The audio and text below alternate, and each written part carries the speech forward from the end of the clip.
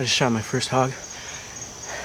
I don't know exactly where I hit it, but I know that I got it because it was a lighted knock and I ran off with the rest of them. I think it was a good shot. Hopefully it was. That was intense. First thing I've ever shot. So. Okay, so a little bit of context. This hunt has been in our archives for the last 4 years now. Haven't had a place to air it. Finally found a spot and finally looked at the footage. And while I'm editing it, I'm gonna play it back for you right now.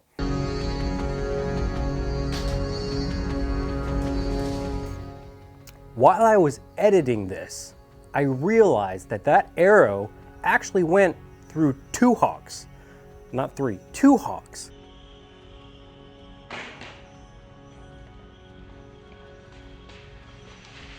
We didn't realize that in the moment.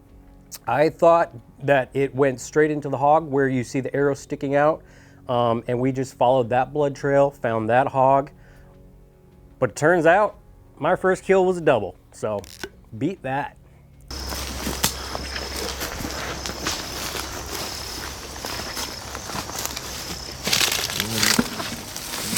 Put your light right there. Right there, dead hog. You got it? Yes! Woo! Dead hog. Yes. It's my very first hog. And you found it. And I found it in the dark. Didn't even shine a light on it. Woohoo! Yes.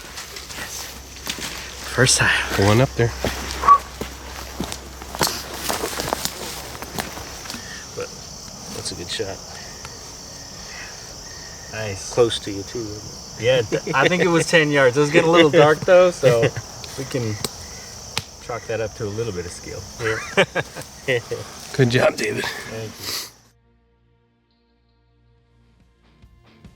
you. Modern Hunter is brought to you by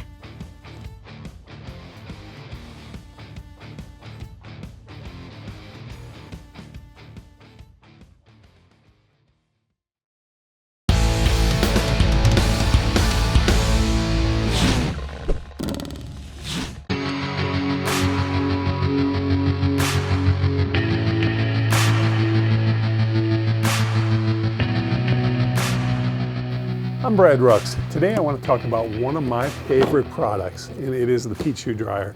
It's nothing new, guys. I mean, this thing has been out forever, but that says a lot, right? It's a tried and true product that a lot of us hunters, outdoorsmen have used for years and years and years. One of the things that can wreck a hunt quicker than anything, right? Cold, damp feet. If your feet are cold, you're gonna be miserable. Even if you can take it and you stay out in that tree stand all day long, if your feet are cold or they're damp, either one of those two things, you're gonna have a miserable sit. Through the years, they actually even made this unit better because you can add an ozone unit to it. If you're not familiar with ozone, what that does is it destroys bacteria. So literally they make a little unit, no matter how old your peat shoe dryer is, you can actually attach that unit, just buy it as an accessory, put it on your peat shoe dryer. Now you turn it into warm ozone, which kills all the bacteria in your boots or in your gloves or in your hats. It generates that ozone that kills the bacteria, therefore making it even better. So you don't have to worry about the sense of smell whatsoever that whitetail's never gonna get a hold of you. The other thing that's really cool if you're using it for your everyday product, I don't know if you have kids that play sports, but sometimes those athletic shoes are probably the worst smelling shoes possible. Throw them on your top of your peat shoe dryer with the ozone unit, you don't have to worry about it.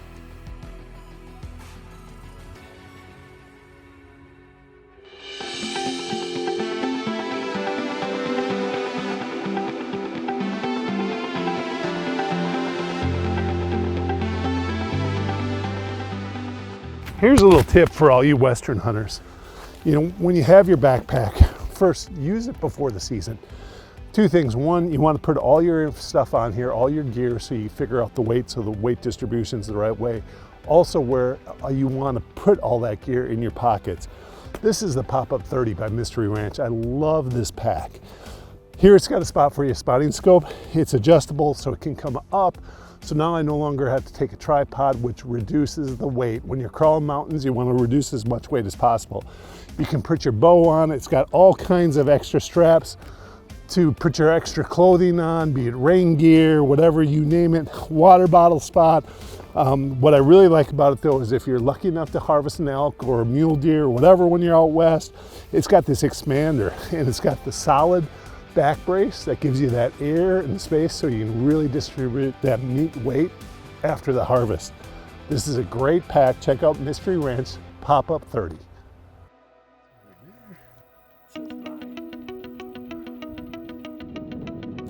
I'm going hog hunting. The outfitter told us there's a bunch of them coming in. They're going to be small, but they're like vermin. They want them dead.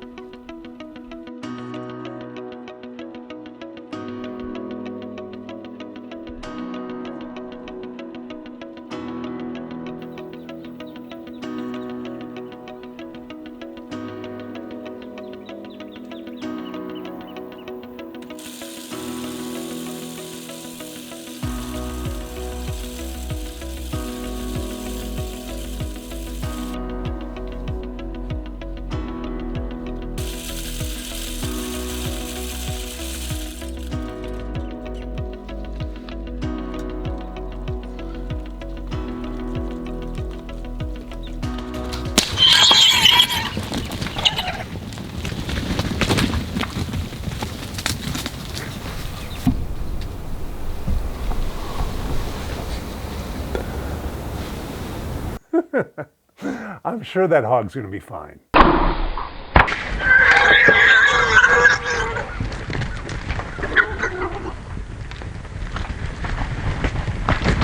Don't go away. Coming up next is my good friend Dan Schmidt with more hog action down in Florida.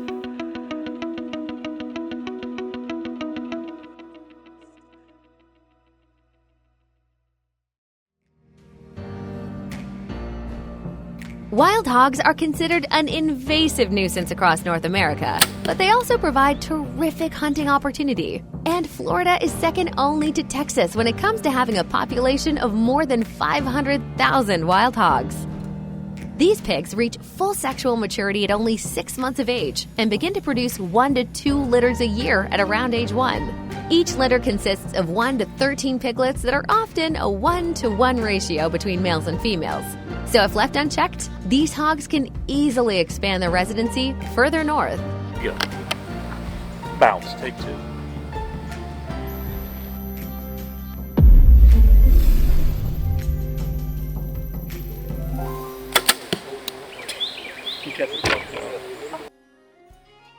Man, I love hog hunting. You know, if you don't live in the South, you might not know about it, but places like Texas and Oklahoma and Louisiana and Georgia, there's so many places, Alabama.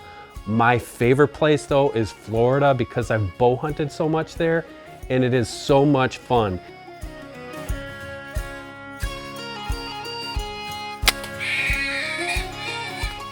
But the thing you have to understand as a hunter, hunting hogs is not doing anything to help those populations really at all. The hog populations that are exploding are going to take a lot more effort and research, and our friends at Auburn University are doing this, researching how they can control feral hog populations. What they have learned through research is that when you're trapping hogs, it's probably the most effective way of getting rid of them, but they've got to get the whole colony. If a couple get out, it's not going to help much. Those hogs will repopulate. So they have those traps set up in a way that they're going to catch the whole colony of hogs, the whole herd, or however you want to call it. They destroy those hogs. This helps the habitat get back to where it needs to be. But in the meantime, I love going to places like Osceola Outfitters. My buddy, Hoppy Kempfer, he has one of the coolest and most awesome hunting places for feral hogs with a bow and arrow. It just does not get much better than that.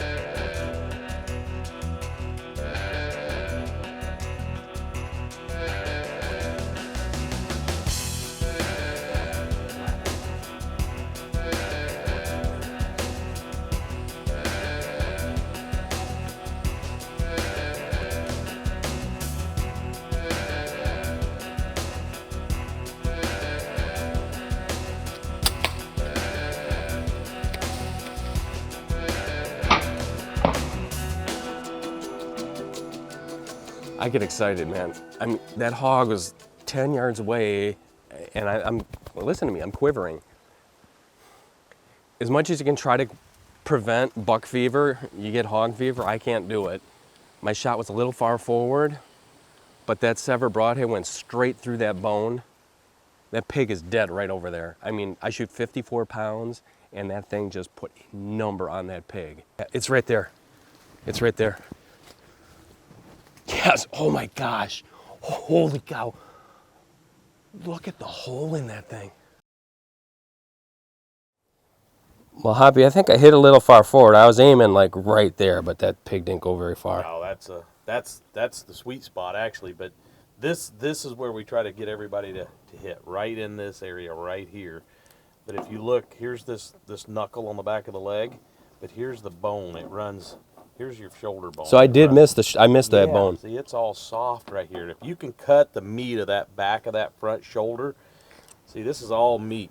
So you're telling me that back flap, that's the back flap? Yeah, this is the meat on the back of this front leg is where that arrow needs to go in or out of, because their vitals are right in here. Most guys aim like they're a deer, aiming too far back, aren't they? Too far back. You're in the gut back here on Really? the hog. Wow. You really need to tuck it. And what we were talking about on a big boar today, this is a sow, but on a big boar, his shield will encompass all of this, and it'll run right down through here. But there's a soft spot on It's them. small. Right there. It's very small on a big boar. When they say aim small, miss small, you got to aim really That's small. Right there. That's the only soft spot on a really big 200-pound boar. Wow. Because this is all shield.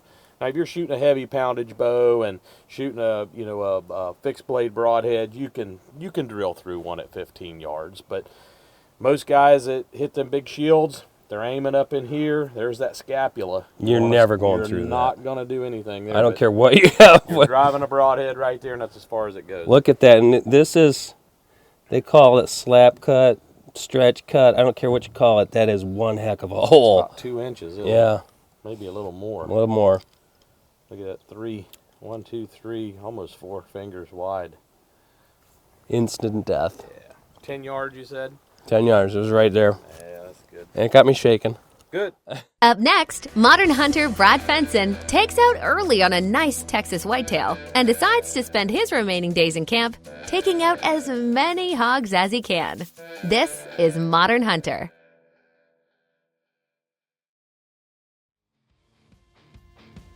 Modern Hunter is brought to you by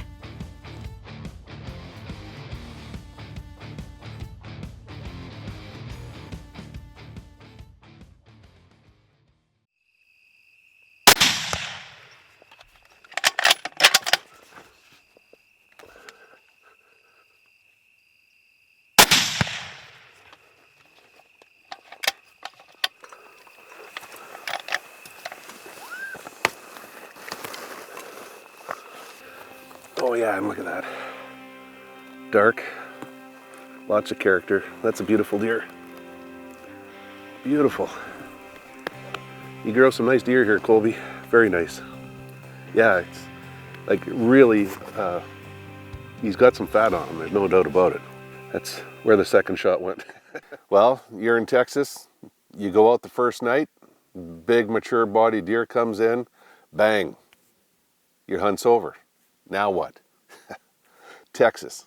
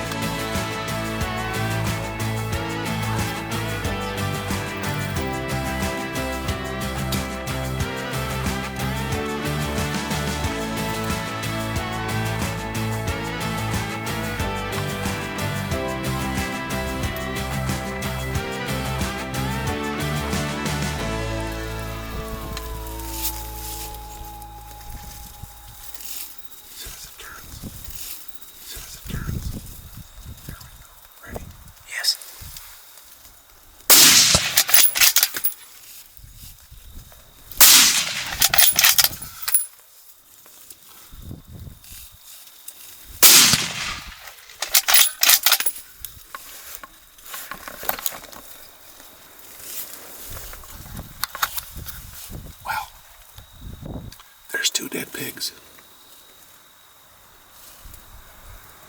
It happened fast. And it's all part of the Texas excitement. This ranch has lots of hogs. They're a problem. They like to get rid of them. They're an invasive species. And when it happens fast. You don't often get even a second shot. So you can see how they just scatter.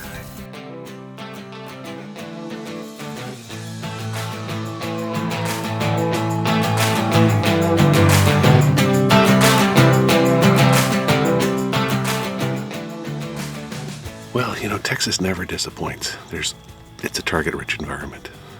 We have deer tags, we have wild hogs that they hope that we can get rid of. There's coyotes, there's bobcats. Always lots to do, always lots to see. You basically have to stay on point the whole time because you never know what's going to happen next. I mean, it's daylight, you don't expect the hogs to move till dark or after dark, but I mean, we're way ahead of the end of shooting light. And who knows what could happen.